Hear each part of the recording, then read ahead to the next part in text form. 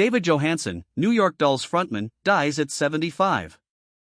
David Johansen, the frontman and last surviving member of proto-punk band New York Dolls, who went on to become a lounge singer under the name Buster Poindexter and act in films such as Scrooged, has died.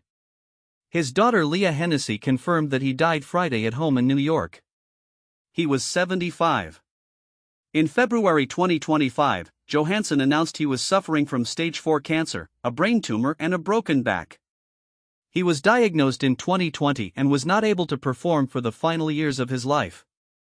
The Staten Island native started out singing with a local band, the Vagabond Missionaries, in the 1960s.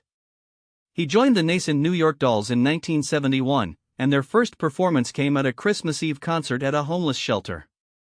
Their first album, titled New York Dolls and produced by Todd Rundgren, was released in 1973 and featured the members in drag, reflecting the gender-bending style of the time of rockers like David Bowie.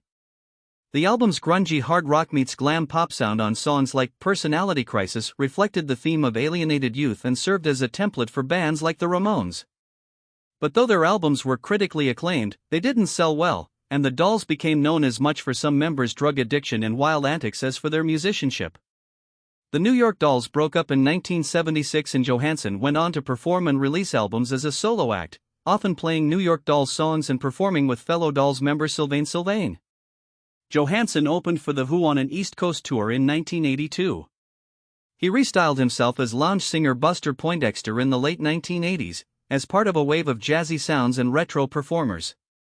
As Poindexter he performed with the Saturday Night Live band and had a hit with the song Hot Hot Hot.